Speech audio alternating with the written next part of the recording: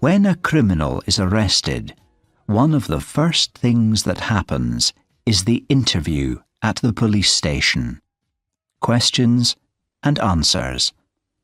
The detective asks the questions, and the criminal answers, or not. Some of them won't say a word. Others talk and talk and talk. Ian is a great talker.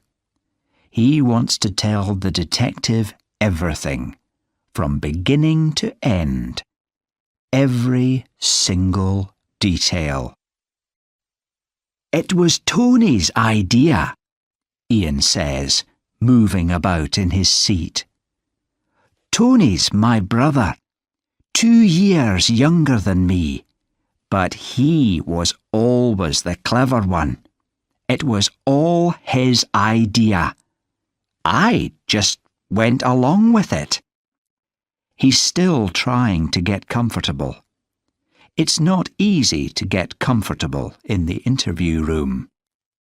The detective could tell him that.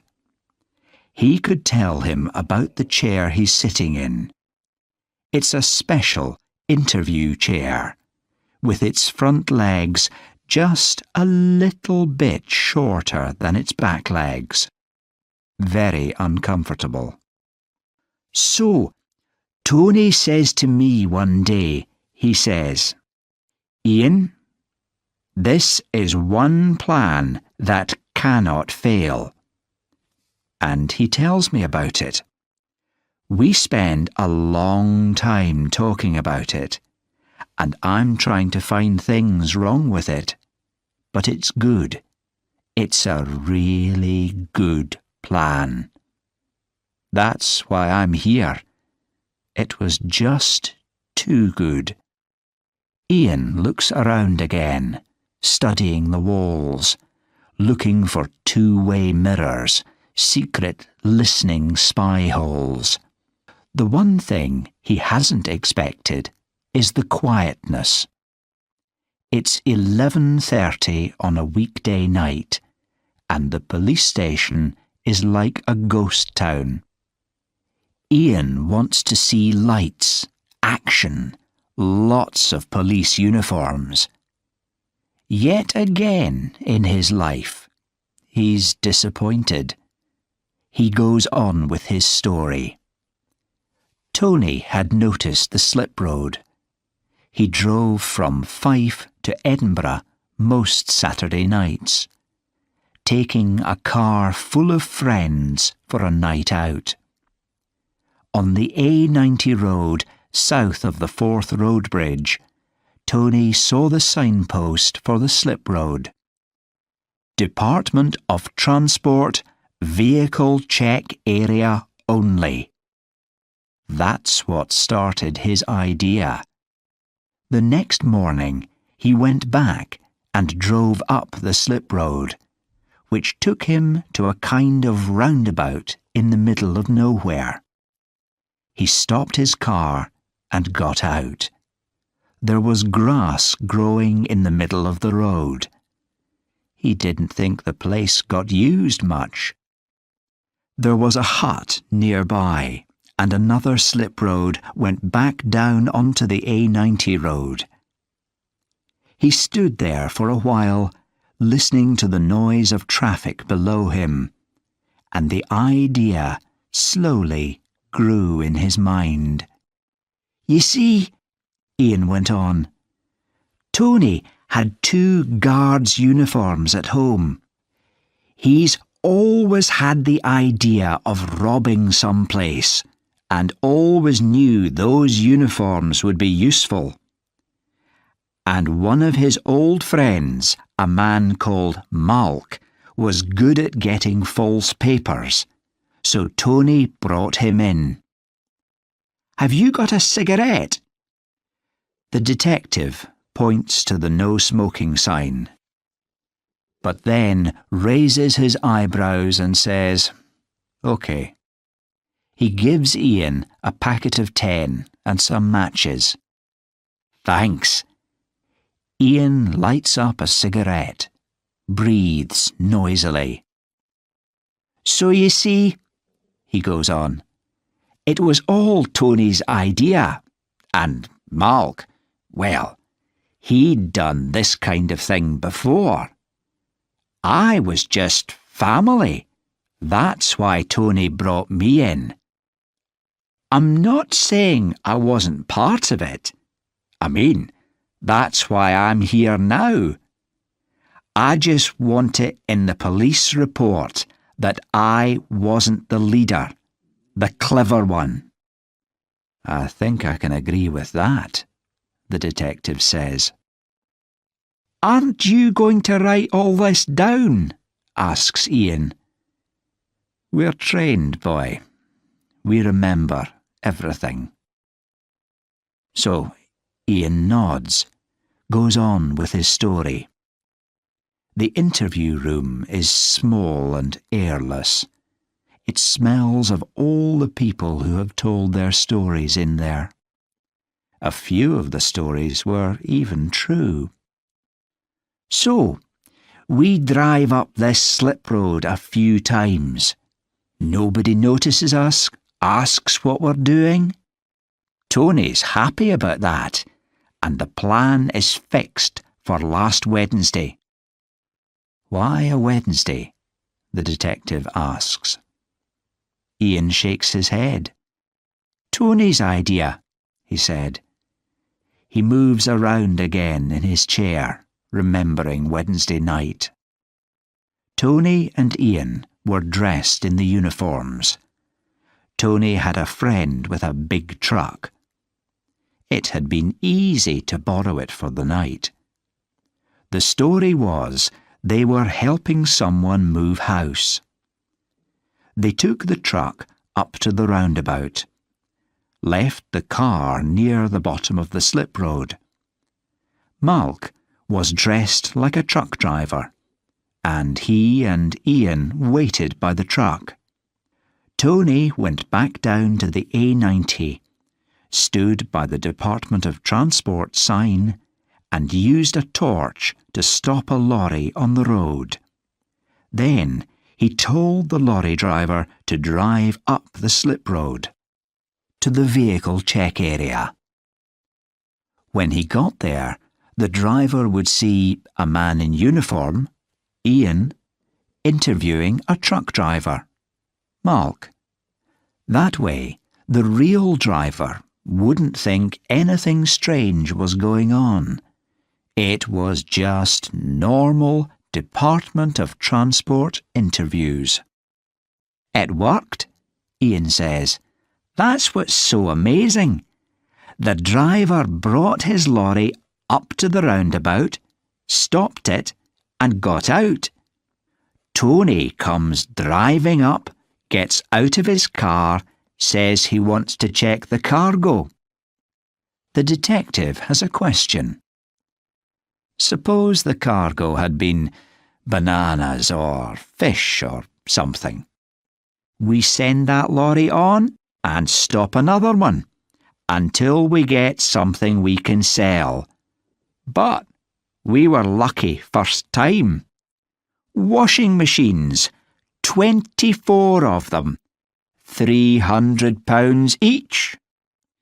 We just got them into our own truck and away we went." Ian stops. "You're wondering about the driver, aren't you? There were 3 of us, remember? We just tied him up, left him in his lorry. We knew he'd get free in the end. Tony had 2 lock-up garages, and we took the washing machines there. We were already thinking about who we could sell them to. There's a man we knew, name of Andy Horrigan, who does bits of business, doesn't ask questions, you know. I thought maybe he'd be interested. We wanted to be careful who we sold to, see? When the news got out about the robbery on the A90..." Ian stops again for a minute. "Of course, we'd already made our big mistake.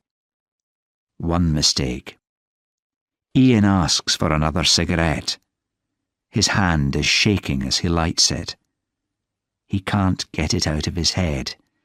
The huge bad luck of it. Before he's said a word to Andy Horrigan, Horrigan has a question for him. "Here, Ian, heard anything about a robbery on the A90? Washing machines, off the back of a lorry." "I didn't see anything in the newspapers," Ian had said, which was true. All three of them had been surprised by that. Why hadn't the robbery been in the news? Ian could see that Horrigan knew the reason why, and Ian could also see in Horrigan's face that it wasn't good news. "It wasn't in the newspapers, and it never will be," says Horrigan. He goes on to explain why, and Ian feels his life coming to an end. He runs to the lock-up garage, finding Tony there. Tony already knows. It's written on his face. They have to move the washing machines, throw them away, somehow, somewhere, fast. But they don't have the truck anymore. Where can they get a truck? "Wait a bit," Tony had said, starting to think again. "Eddie Hart doesn't want the washing machines, does he? He only wants what he put in them." Eddie Hart. The name made Ian's legs go weak. Steady Eddie was Mr. Big in Dundee, a man who controlled most of the criminal business in the town. The stories about him would make your hair stand on end. If you made Steady Eddie angry, you didn't wake up again the next day. And now Horrigan had said Eddie was looking for blood.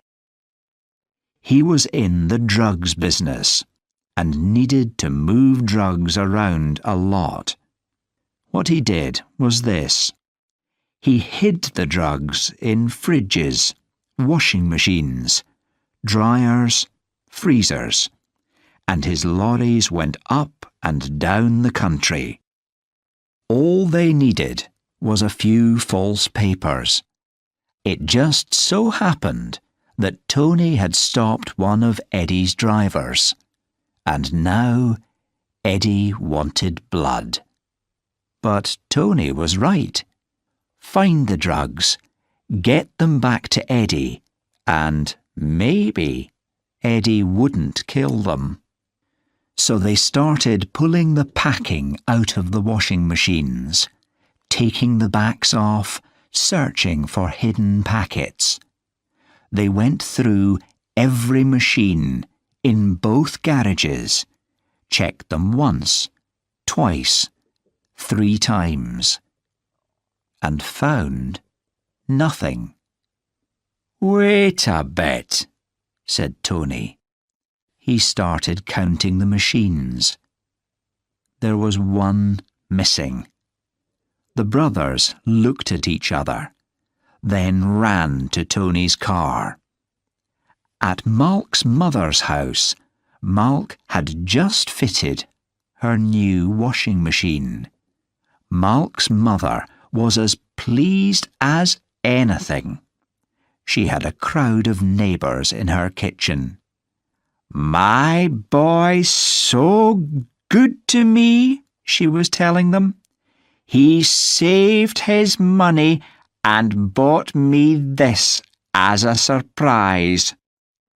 Even Ian knew they were in real trouble now. Everyone in town would get to hear about the new washing machines, and everyone meant Eddie Hart. Tony and Ian took Malk outside and explained. Malk went back inside, pulled the machine out again, and started taking the back off. His hands were shaking so much it took him a long time. But at last he had the back off and began to pass brown paper packets to Tony and Ian. Tony explained to the neighbours that these were just heavy things used in packing to stop the machines shaking in the lorry. Like bricks? One neighbour asked. And when Tony agreed with her, sweat running down his face, she added another question. Why cover bricks in brown paper? Tony, beyond explanations, put his head in his hands and wept. The detective brings back 2 cups of coffee, one for himself, one for Ian. He's been checking things, using the computer, making some phone calls. Ian sits, ready to tell him the end of the story. We had to think of a way to get the drugs back to Eddie. He has a nightclub in Dundee. We drove up there, night before last, and put the drugs in one of the rubbish skips at the back of the club. Then we phoned the club and told them where to find the packets. The problem was that their rubbish skips are emptied at night. So sometime that night the skip got emptied. And it was me who made the phone call. And there were 2 numbers in the phone book. I meant to phone the office number, but I got it wrong and phoned the other number, which is a phone by the bar.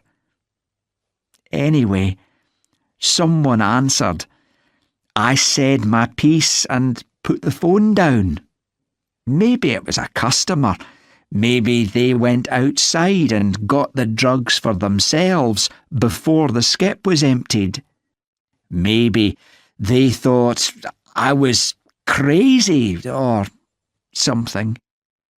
Ian's voice is shaking. He's almost crying. So Mr. Hart didn't get his drugs back, the detective guesses. Ian nods. And now your brother and Malk have gone missing. Eddie's got them, says Ian. He must have. And so you want us to protect you? The detective asks. I'm in terrible danger, Ian says. I mean, there's a price on my head now. You've got to help me. The detective shakes his head. If somebody needs protection, we can do it, he says. But there's no report of a robbery of washing machines on the A90. Yes, we would love to catch Mr. Hart and put him in prison. But there's nothing to prove that Mr. Hart is doing anything criminal. The detective moves his chair closer to Ian. You see, I know that you lost your job after arguing with your boss, and you told your boss that your brother would come and break his bones. I found that out from the computer. What I didn't find in the computer was anything about washing machines, drugs in brown paper packets, or missing persons. Ian jumps up from his seat, begins walking around the room. You could go to the place where they empty the rubbish skips. If the drugs are there, you'll find them. Or go to the garages. The washing machines will still be there. Unless Steady Eddie's taken them Don't you see? I'm the only one left who can speak against him." The detective is on his feet now too. "I think it's time for you to go home, son. I'll take you to the door." "I need protection." The detective comes up to him again, his face very close to Ian's. "Get your brother to protect you. His name's Billy, isn't it? The one who breaks bones. Only you can't do that, can you? Because you haven't got a brother called Billy. Or a brother called Tony." The detective stops, begins again. "You haven't got anybody, Ian. You're a nobody. These stories of yours, that's all they are, stories. Come on now, it's time you were home. Your mum will be worried about you." "She got a new washing machine last week," Ian says softly. "The man who brought it to the house, he said he was late because he'd had to stop at a checkpoint." It is quiet in the interview room. Quiet for a long time. Until Ian begins weeping. Weeping for the brother that he's just lost again.